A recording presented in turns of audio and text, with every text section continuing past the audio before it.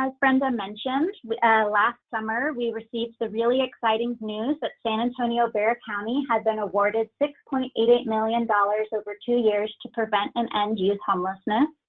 And in addition to being a grant, YHDP is a national movement that provides communities with funding, planning frameworks, expert guidance, and technical assistance. One of the first requirements of San Antonio-Bexar County as a YHDP community was to develop what is called a Coordinated Community Plan, or a CCP. Many of you took part in the input sessions that shaped this plan, and a special thank you to the members of our core team. This consisted of representatives from not only Sarah, but also Roy Moss Youth Alternatives, Thrive Youth Center, and Family Tapestry. We're really grateful for your time.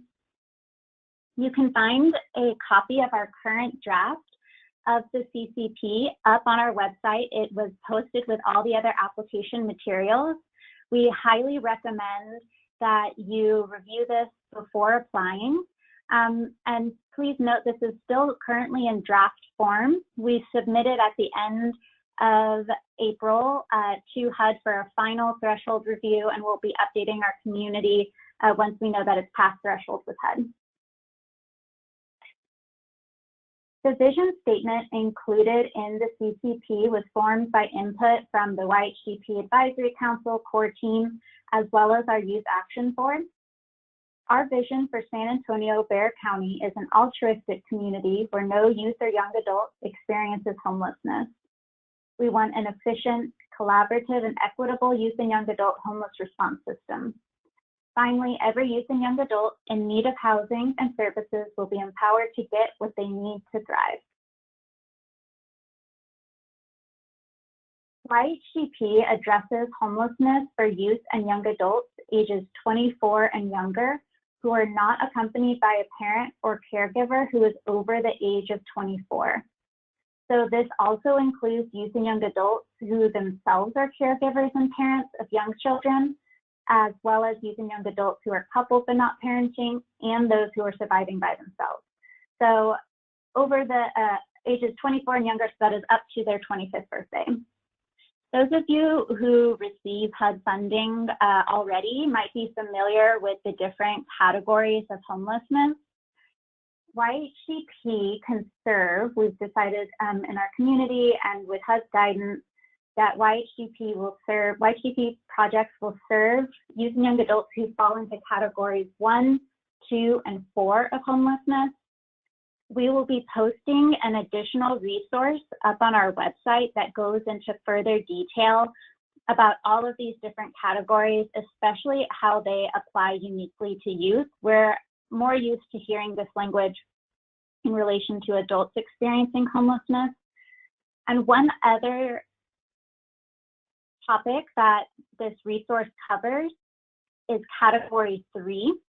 YHDP funds, although they're dedicated to 1, 2, and 4, up to 10% of funds can go to category 3. And later during the Q&A, I'll give the opportunity, and I am so sorry, Nikki, I'm gonna pause really quick here. I totally skipped over you during our welcome and introductions. Nikki is one of our HUD technical assistants. Nikki, do you wanna hop on real quick and introduce yourself? Sure, no problem, Melissa. Hey everyone, this is Nikki Paul. I am part of the YHDP Technical Assistance team and have been working with folks in San Antonio around the planning process, coming to this very exciting day, which is sharing about the funding opportunity to actually build some of these programs out. So thank you for joining me and, or thank you for having me today, Alyssa. And yeah, please let me know if there's any questions that I can help answer. Yeah, absolutely. So that is one that I think we can explore a little bit more, but is the 10% of funds to category 3. But category 3 are really those, is the kind of at risk of homelessness category, and all those youth who may fall under another federal definition of homelessness, particularly the McKinney-Vento. So if some of your agencies are working predominantly within school districts, this category might be more familiar to you. So category 1 includes all those who are literally homeless. So that would be those living on the street, in emergency shelter or transitional housing, or who are exiting an institution where they resided for less than 90 days and were previously in a shelter on the street. Category 2 are those who are imminently about to face homelessness. So they may be currently in their own housing, but will be evicted within 14 days. They might be staying in a hotel or motel that's being paid by someone other than a government entity, but can't stay there for more than 14 days, usually due to limited funds. Or they're staying with family and friends, but being asked to leave within 14 days. So this is, what you might hear referred to as couch surfing youth. And then finally, category 4 are those who are fleeing or attempting to flee violence, and that includes domestic violence, dating violence, sexual assault, stalking, or other dangerous or life-threatening conditions, and that they have no other residence and lack resources or support networks. So again, I'll say one last time, we'll be posting a resource on our website with the application materials, as well as sending it out to all those who attended this call. This document goes in much further detail about the eligible population for YHDP.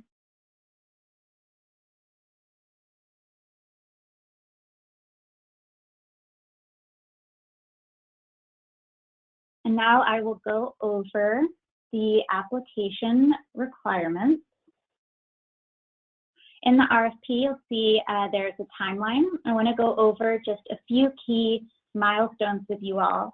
One thing to note is that applications are due June 1st by midnight, and we're going to work to have a quick turnaround on that. So by mid-June, you will know the results of your application. The first IRT meeting will be on June 6th. Applicants will have the opportunity to respond to questions from this independent review team.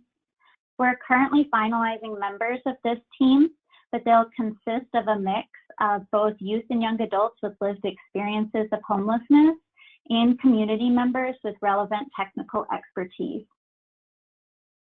The IRT is providing recommendations on funding, and these recommendations will need to be approved by both the Continuum of Care Board of Directors and our Youth Action Board. After decisions are announced, we will have a brief appeal period. And one thing to note that is different about YHDP than the normal COC NOFA funding that some of you receive is that we do not submit as a collaborative applicant. Each project that is recommended for funding by the COC board and YAB will be submitting their projects directly to HUD. I'll go into that a little bit more later. So that's one of the reasons why we are having a quicker IRT process, so that we have plenty of time to get those applications in to guarantee that your grant contracts are in place so you can get funding in October. After the application process is over, we will also be offering optional sessions with Sarah's staff to review your scores and discuss areas of improvement for future funding competitions. Organization types that are eligible to apply for this grant include nonprofit organizations, states and local governments. This includes those entities that are instrumentalities of state government, for example, public universities. So UTSA, I know you're on the line, you all would be eligible. Public housing agencies are also eligible. It's important to note that for-profit agencies, for-profit organizations are not eligible to apply for grants or to be subrecipients of grants under YHDP. The minimum requirements that you'll find in our RFP are based on local input. These were primarily shaped by our Youth Action Board and also align with different HUD requirements of us as a YHDP community. So agencies that receive funds must be located within San Antonio-Bexar County and also serve the population intended to be served through YHDP, which is youth and young adults who are experiencing homelessness. Funded projects will be asked to work with our Youth Action Board and YHDP Advisory Council on program design and implementation. Agencies must not be debarred from receiving federal funds and be in good standing on all government and funding contracts. Projects will have to enter data into the Homeless Management Information System, or HMIS, adhere to Housing First practices. In both this PowerPoint presentation and in our application materials, there is a link that if you follow, it discusses applying Housing First principles to projects serving youth and young adults. We will be asking YHDP projects to sign a memorandum of understanding that's similar to the ones that our COC-funded agencies sign. You can see a sample of that up on our website. One of the important requirements of that we want to highlight here is that there will be a small percentage of your grant that you'll pay in dues to SARA to cover the administrative and technical support that we provide grantees. And finally, all projects will be expected to participate in coordinated entry, or what is known locally as SA HomeLink. For those of you who may be applying to funds through SARA for the first time, we can definitely discuss with you more what all of this entails and what coordinated entry means. Something else that I would like to note is that the YHDP Advisory Council is completely open to the community. And so funded agencies will have the opportunity to participate, as well as the COC committee that decides how youth are assessed and quickly prioritized for housing. Our CE Advisory Committee, funded agencies will also be given a seat on that committee. So the purpose of these different groups are to ensure that YHDP funds a system-level response to youth homelessness and that projects do not operate in silos. Those of you who are current HUD recipients, just note that you must be in good standing with HUD. So that means no open findings, no history of slow expenditures, and limited unexpended funds. The HUD threshold requirements to apply for this funding, and you'll see most of these show up in the threshold document that's required with your application. Agencies must meet eligibility program requirements described in COC program interim rule. I'm going to close out of this really quick to show you all. On the SARA website, under Continuum of Care, if you click Local Policies and HUD Resources, you can find a link to the COC program interim rule. This is a really long and wonky document, so please feel free to reach out to SARA staff. I'll discuss this more later, but we're completely available for any sort of technical assistance you need to complete this application. If you need help interpreting any of the requirements that are laid out in this document or the YHDP NOFA, we can definitely help with that. So I just wanted to make sure you all knew that that is on our website because you'll see that referenced a few more times throughout the presentation. So agencies applying must also be able to demonstrate financial and management capacity and experience, submit required certifications, and again, we'll be able to provide technical assistance on this when it comes time to submit your application to HUD, should you be recommended for YAB and COC board. Populations proposed must align with the COC program interim rule, must demonstrate cost effectiveness, and again, you saw this with our local minimum eligibility requirements. You have to participate in HMIS. One thing to note here, though, is that this does not apply to agencies who are required by the Violence Against Women Act to use a comparable system. Okay, so again, I'm going to close out of the PowerPoint really quick to go over the locally determined project elements. So in Appendix A of the YHDP NOFA, you can read all about the sort of technical ins and outs and eligible components of the project types that we selected as a community. But I want to review with you all some of the locally determined components that you can see in our CCP. So this is included, it's an appendix of the CCP. We also included it, Appendix A of the RFP document. I won't go over all of this because you can read it there, but just a few things for each project type that I want to highlight. So for rapid rehousing, one thing to note is that YHDP projects can apply for waivers to serve youth and young adults up to 36 months as needed. The YAB strongly desires that rapid rehousing projects have roommate options that are voluntary so that youth can be housed with a friend. Childcare was elevated as a key element for programs locally. And also because going from our current to desired state of permanent housing for youth is going to be a heavy lift in our community, it's recommended that all projects have a landlord liaison or housing navigator who can be dedicated to doing that outreach necessary.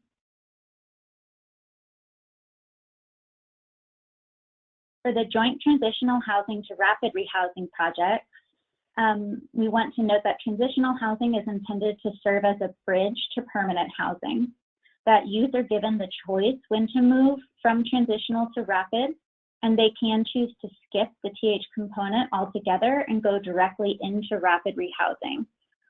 TH to RRH is a new project type nationally, but particularly here in San Antonio, there's just a few agencies that operate these.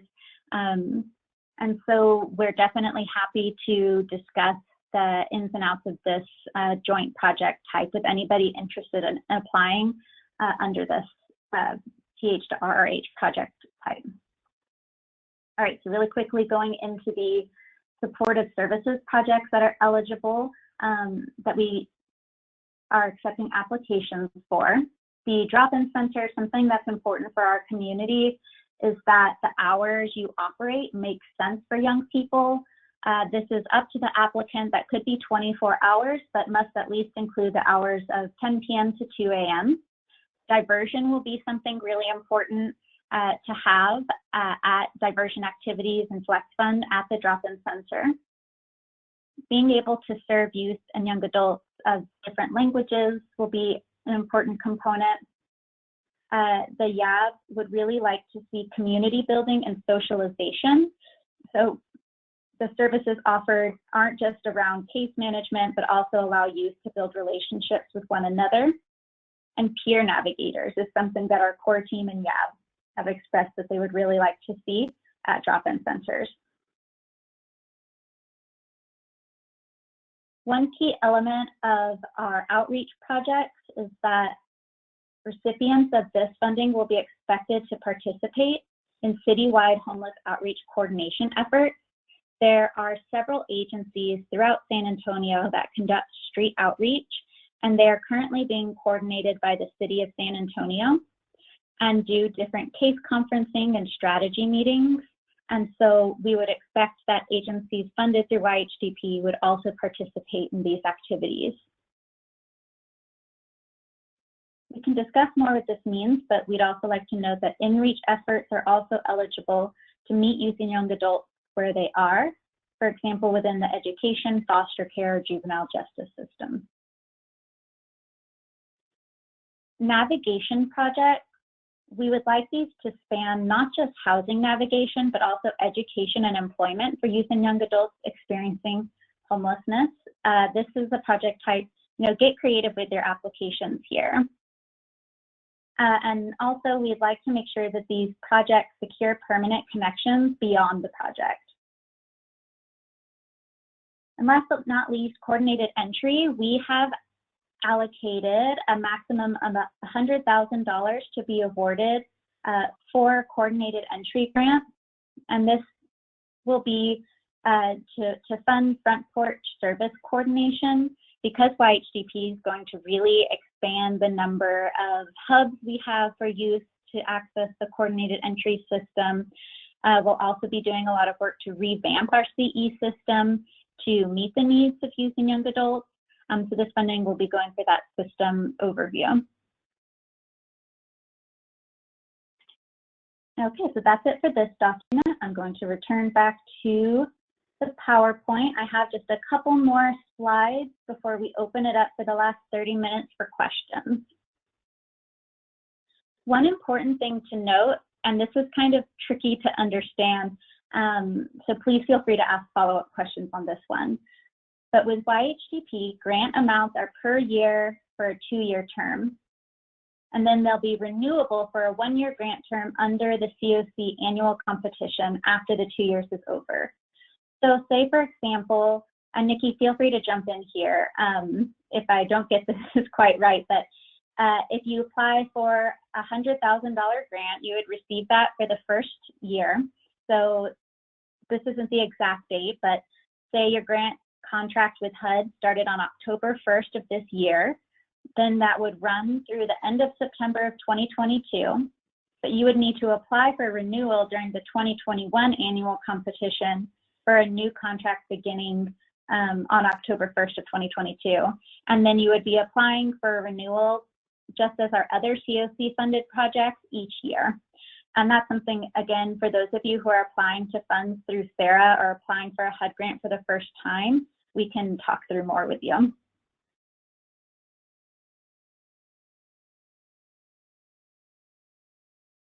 Again, the COC interim rule is a good resource to learn more about the match requirement, but we just want to make sure that all applicants know that they'll be expected to match grant funds, except for leasing funds, with no less than 25%, and this can be cash or in-kind contributions. You can use program income, but you must be able to provide an estimate of how much will be used for the match.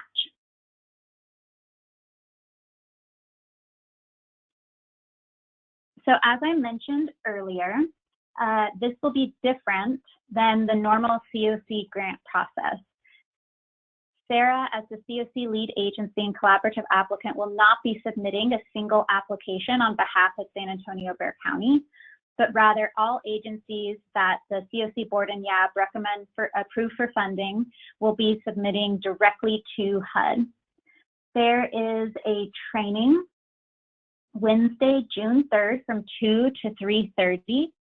We are not going to require agencies to participate in this. Just under the current circumstances, we know that staff is stretched thin, but we would highly, highly encourage you to attend. This will really expedite the process after agencies are funded to make sure that we can get those into HUD. The last thing we want is for you to be funded through the local competition process, but then not get the application in accurately or on time to HUD to be approved for a grant contract. To register for this training that's being put on by HUD, you can email Madeline, the same SARA staff member who you emailed to register for this bidders conference today. And one other training I'm sure you saw on the timeline, but I forgot to mention verbally, there is also an optional training for on the topic of authentic youth collaboration that's being led by an organization called True Colors United. There are 2 different time slots you can sign up for, either tomorrow or Wednesday. The training will be the exact same. We just wanted to give you options. And again, to register for that one, you can email Madeline. Throughout the application process, feel free to reach out to me, Alyssa Gooch, at sarahomeless.org anytime for questions.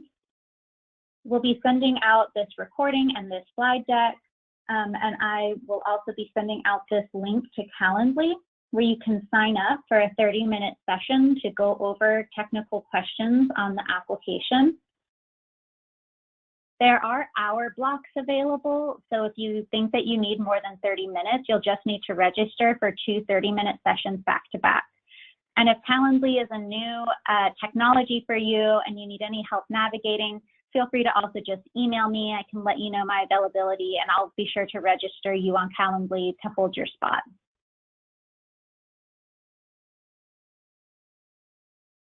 All right, so with the last 30 minutes of our time together, I want to open it up for questions. And so I've seen a few come in through the chat box. I think, Nikki, you responded to some of them. But Jen, can you start with Greg's that he submitted at 123, and then we'll make our way through. And again, I think we'll have plenty of time to get through all of them, but just in case we don't, we'll be sending out a document afterwards with all the questions and responses. So with that, I'm gonna pass it to Jen to read out the questions, and then between me, Nikki, and Katie on the line, we will get you all a response. Thank you.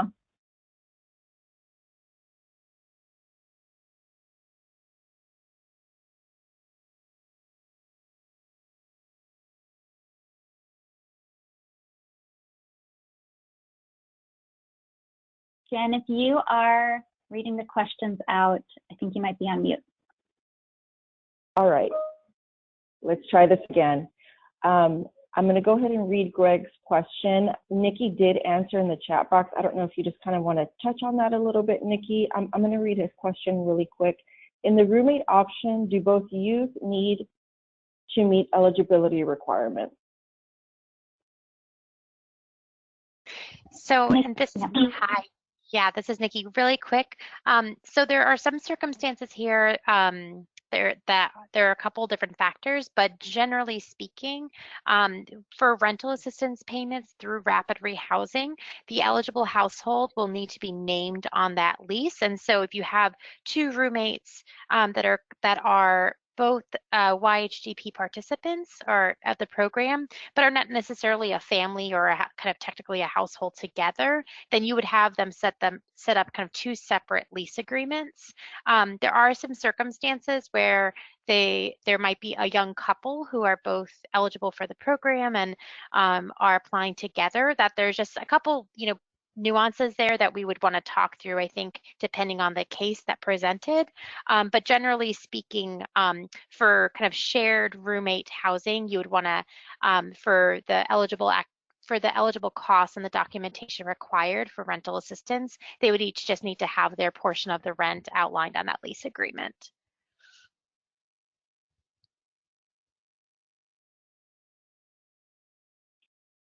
Awesome.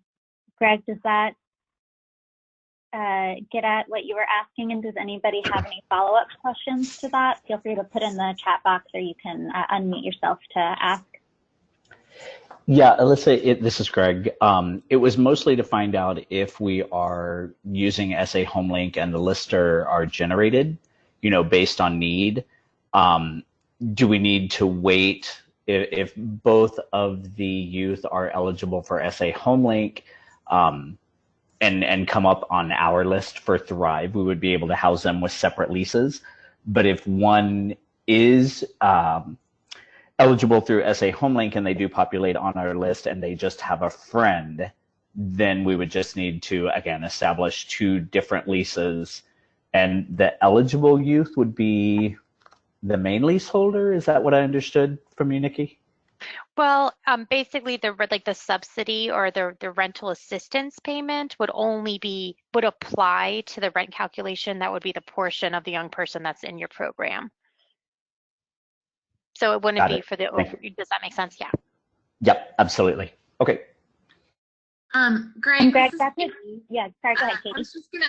I was just gonna add that, and I saw another question come through about coordinated entry or SA HomeLink.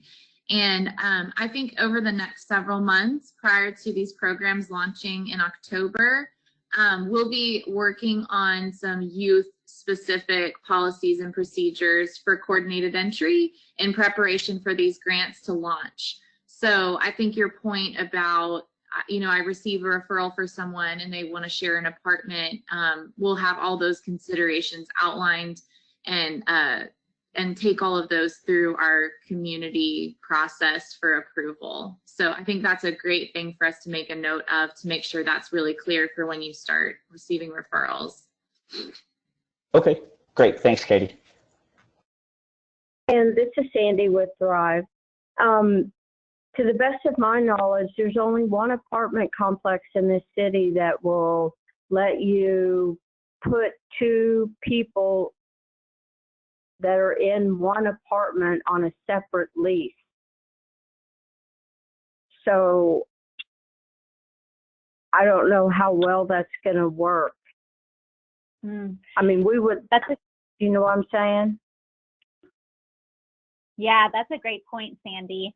And definitely something I think we'll keep in mind, and that we would, if a rapid rehousing project chooses to have that option, or has that option available, that we would definitely need to work with them on, and would have to do some landlord outreach around that.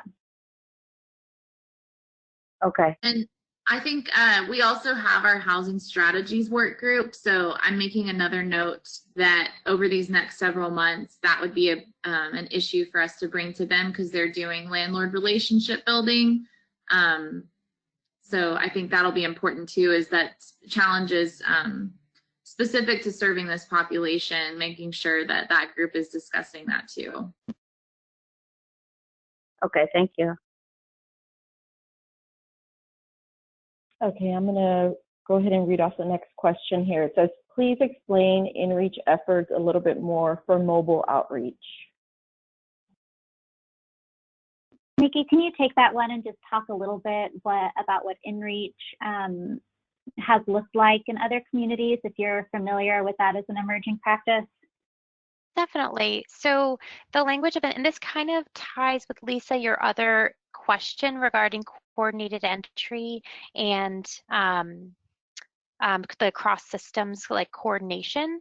So, but InReach in essence is working with your local your other system partners, such as the education system, DFPS, so through through CPS program for young people who are exiting foster care, and then also for young people who are exiting the juvenile justice system.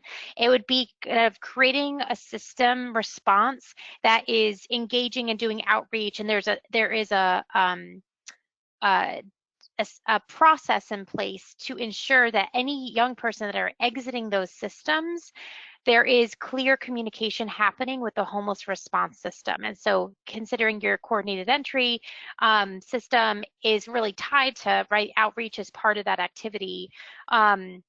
You want to make sure that they're, you know, an example of this is like creating a memorandum of agreement with your, with DFPS and saying, you know, when there's a young person and we know that they're at high risk of exiting into homelessness, we will call the coordinated entry and make sure that there is some warm handoff happening. And so it's getting creative around how to really bridge the gap.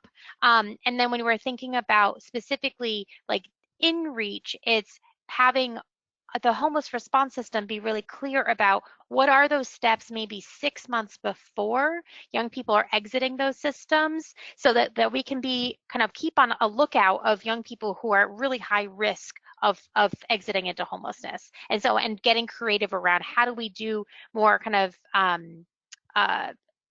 really close strategies with those partners to really avoid that happening. So I think that's just a couple examples of how this has shown up in other communities.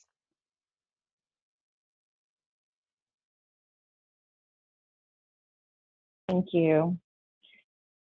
Okay, the next question in the chat box states, would navigation category be the same as case management?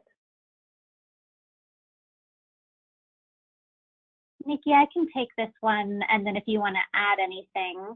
So to explain, we have the funding allocated based on permanent housing and supportive housing, but to clarify, all permanent housing projects will also have wraparound supportive services that includes case management. So navigation projects on their own would be opportunities to provide more in-depth navigation around housing, education, or employment. Yeah, that's kind of the extent of my sort of summary of the difference of those. But yes, it could include case management components. But again, Nikki, if you'd like to describe a little bit what the navigation projects have looked like in other YHDP communities and what all those can entail. I think I want to kind of drill this down a little bit more specific to like navigation as an activity versus case management as an activity, because that's kind of what maybe what I was reading from there, because housing navigation and systems navigation are, you know, these are all different places, right, that you can kind of build out your project to have supportive services. But specifically under this program, there are specific eligible categories of supportive services that you're going to want to, you know, make sure that however you're designing this project, kind of incorporating all the things that are outlined in the RFP, you're wanting to make sure that it aligns with the eligible categories of activities. So for example, like to me, I would ask you just a little bit further, like, you know, if to what you were sharing, Alyssa, that example of, you know, their case management is absolutely an eligible activity under the supportive services only project type. And also there is an outreach line. And so is the navigation more engaging folks kind of more, does it fall more under the outreach activity, or is it more of a typical kind of case management activity? And I think to me, I would just strongly recommend, and Alyssa named this earlier in the presentation, to really look at the interim rule that is tied, which is the continuum of care interim rule, to the eligible cost categories, and just being clear as you're designing and scoping out your beautiful, incredible projects that how you're lining up the activities that you want to do within the programs aligns with those eligible costs. So I think that to me, I would just like, I would want to have a little bit more of a conversation around what your intention is around the navigation piece, and whether or not is that a, you know, is that a case management activity, or is that more of an outreach activity?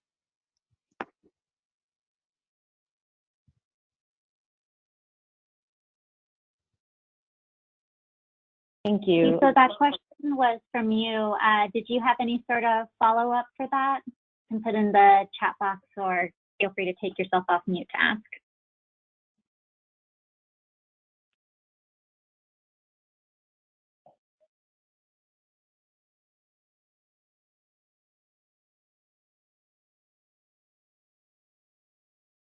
Okay, then Jen, if you want to move to the next question, thank you. Okay. The next question states, in coordinated entry, please explain system discharge for cross-system coordination.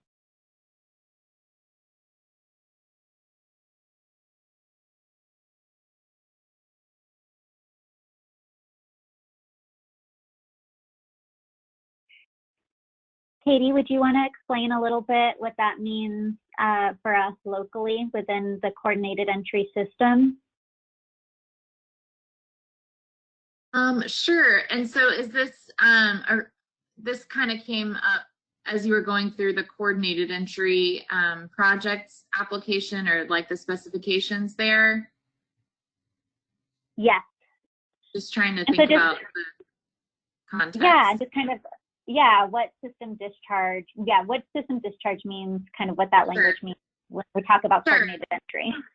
Yeah, so right now we have several access points around San Antonio and Bexar County where we conduct a common assessment and then prioritize people based on their vulnerability for available housing resources.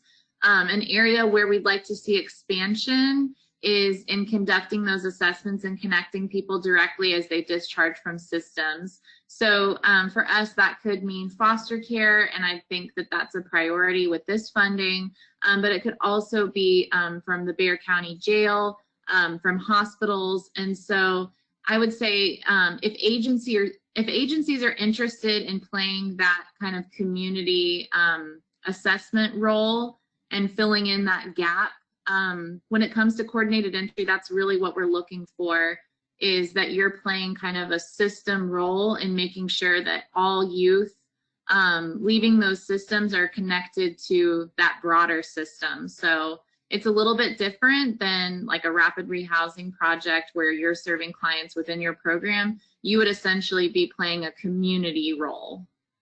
And feel free to fill in Nikki or Alyssa if there's any detail to that you'd like to add. I think that covered it from my perspective. Yeah. Thanks, Katie. Okay. The next question on here, I'm going to break it down into a few because it is about 3 or 4 questions in one. So the question starts off with FMR. What year do we use? I can take this one, Alyssa. So for the application and there's detailed instructions for when the projects that get selected go into the HUD system, but because of the year that the YHDP was awarded, it is the FY19 FMR is what you will be using for your rental assistance budgets. So fiscal year 19.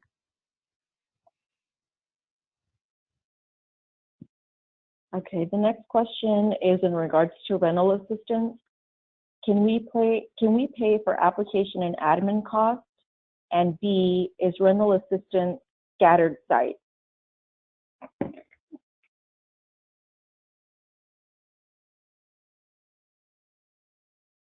Nikki, if you want to, I mean, I can answer some of these, but if you want to answer that from your knowledge of the YHDP eligible costs.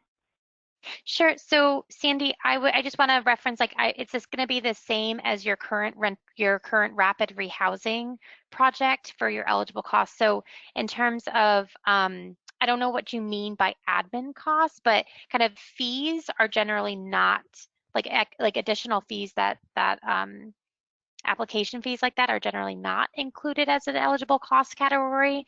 So that's something I would flag.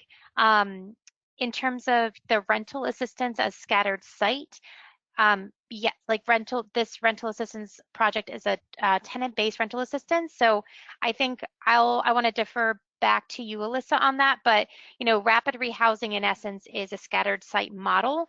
That isn't to say if there is a apartment building or affordable housing that has 50 units in it and more than several young people choose to live at that site or want to rent from that site, that is certainly an option, but it is not a single site project-based model.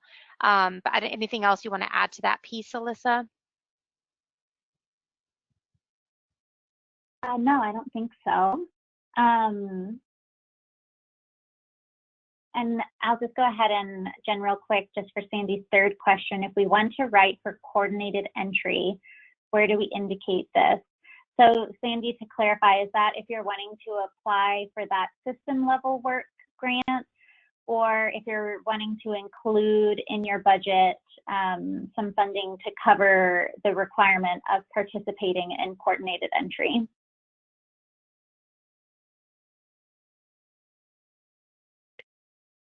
So it would be to participate in coordinated entry. Okay, and Nikki, can you help me answer this one?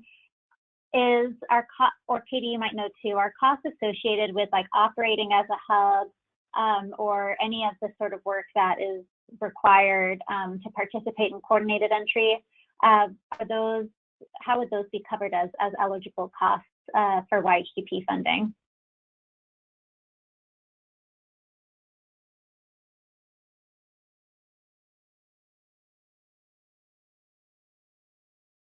Katie, did you want to take this one or do you want me to take it?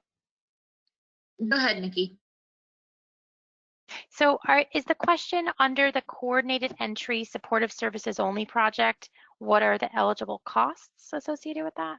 Or no, I think it's that, like, for example, a rapid rehousing project.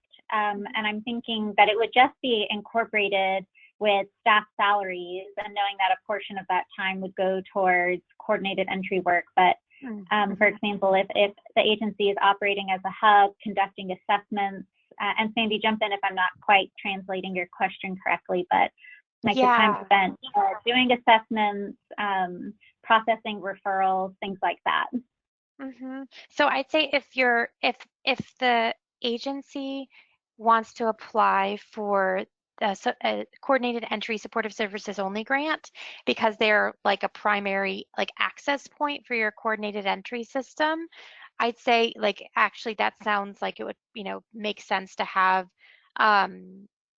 it would require dedicated staff for those activities, et cetera. I would be more intentional and maybe like set up a project that's specifically for that. For your other project types, if let's say I'm just going to give you use you an example, Sandy, that if Thrive was an access point where some of your staff just are able to complete a triage and do a kind of a vulnerability assessment as part of their work, but it's really a portion of that.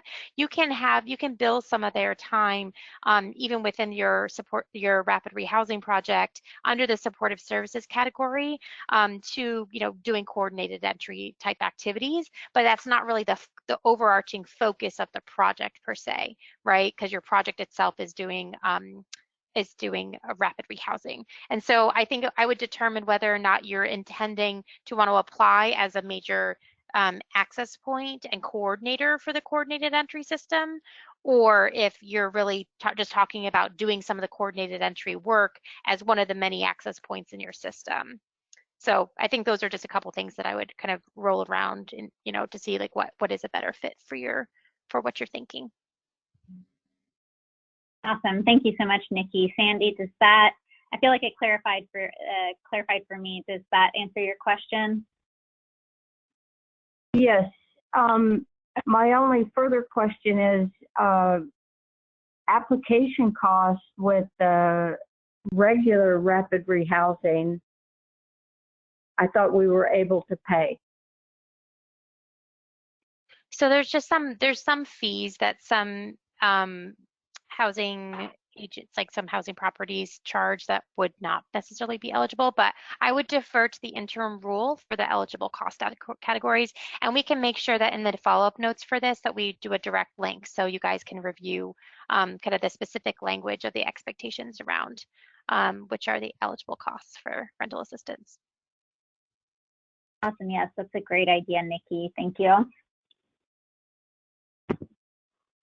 I think we have time. We have about 5 minutes left. So I think we have time for a couple more questions. Jen, I'm going to answer Marisol's really quick, and then I'll toss it back over to you. So Marisol, the times for the training, I will send that out afterwards. For the ESNAPS training, it was, I can go back here on the slide really quick, Wednesday, June 3rd, 2 to 3:30. The trainings on authentic youth collaboration are, I want to verify those. I believe they're from 12 to 1:30 tomorrow and Wednesday, but I want to look back and verify. And when we send out the follow-up email, I'll be sure that you all have that information. All right, Jen, back to you. Okay. Next question. In mobile outreach, would the purchase of a vehicle be allowed?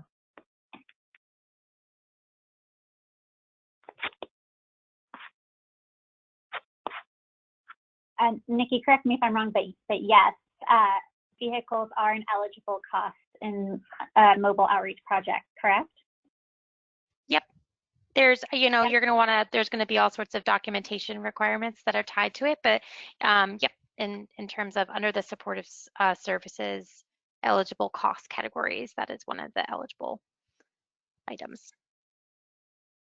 Awesome. And then I think we've got time for one more question, which is perfect because I see just one more in the chat box. Jen, if you want to. Sure. Could you talk more about the application waiver for up to 36 months for the transitional housing? Nikki, again, I'm going to toss this one over to you because you've got a little bit more experience with communities applying for this waiver. What does that process look like? Well, thank you. And to clarify, this is for rapid rehousing, not transitional housing. Yep, so the waiver is only eligible for the rapid rehousing project. Thanks, Alyssa. I was just going to clarify that as well. Yep. So when projects that are selected are going to be submitted to HUD, we will work with you to develop basically a letter that that just describes why, and why are you justifying to serve that additional 12 months of rental assistance, and for kind of what portion of the population that you intend to serve, and like how will you determine that extended rental assistance, like how will you determine who will qualify for that extended assistance. So in essence, you know, the typical current the regulations for rental assistance through rapid rehousing is up to 24 months of assistance. And so here with YHDP, we want to, so a lot of other communities have submitted for this waiver to extend that rental assistance and supportive services beyond, to add an additional year. And so really there's fortunately have been other communities that have gone before y'all. So we can you know, look at how some of that language has already been scripted, but really basically it comes into submitting an additional letter when you submit your application to HUD, and then HUD has to approve it before you can start providing that extra length of assistance. Fortunately, with that one, that's kind of helpful because it doesn't actually kick in until 2 years later, but that is generally the process. And then you would just kind of keep that waiver in your project files, and it would be tied to your project even through the renewal process. And Nikki, I have a couple follow-up questions on that one. So it does sound like if a project intends to apply for that waiver and be able to use that with the youth that they serve, that they should consider that and incorporate that now in their application materials at this stage. And then, if you want to go and answer that, and then I had one other follow-up question. I would recommend that because it's tied to how you're going to be designing your project, and potentially it will have impact in terms of how many young people you'll serve in your project. So if you have some young people that are going to be, you know, it'll have impact on your budget, obviously, because those young people that, you know, receive 36 months versus 24 versus 18 months, you know, there's going to be different kind of costs projected for each of the households. So, and you're just going to want to really justify, like, why would one household really need that extra length of assistance versus others, and just think that through. So I think it would be beneficial to describe a piece of that if you are going to be requesting that waiver. And then, you know, the wonderful folks at Sarah will be working closely with folks, you know, before that information gets submitted to HUD to really fine tune anything that is needed specifically regarding the waiver. Awesome. And then is that waiver something that they could only apply for now up front, or if after operating the project they determine that it's necessary, can we apply for that later down the line? That is an excellent question. You can absolutely apply for it down the line. It is not, especially because of this particular waiver, like I said before, it doesn't kick in theory, you know, 2 years after you start your project. You have that runway to kind of submit this waiver if you chose to, and you didn't have to do it with the actual application that would be going in before the end of June. There is that flexibility there. Mind you, if you were submitting a different kind of waiver that would prohibit you from starting your project altogether until it was approved, that wouldn't fly. But for this particular waiver type and category, you can absolutely wait if you want to, you know, put some of those thoughts together, or if you need a longer runway of time before requesting that to HUD. You know, obviously, if it is your intention, I would encourage you to think about that sooner than later, because waivers do do take some time to process within HUD and get approval. So I would consider all those things. Great, thank you so much, Nikki, for providing all of this clarification during this Q&A session. Peggy, I see that there's a question here that we didn't get to. I have noted it, and we will follow up with you after. I want to be respectful of everyone's time and end on time. Really quickly, Lisa, I'm going to just give you a super high level answer to your question. We will be funding multiple grants within each project type. In the RFP, you'll see the total amount that was allocated for each project type. So that just means that's the maximum amount that we will award within that type. But yes, multiple projects might be funded. And Greg, yes, we will definitely distribute to the entire group participating.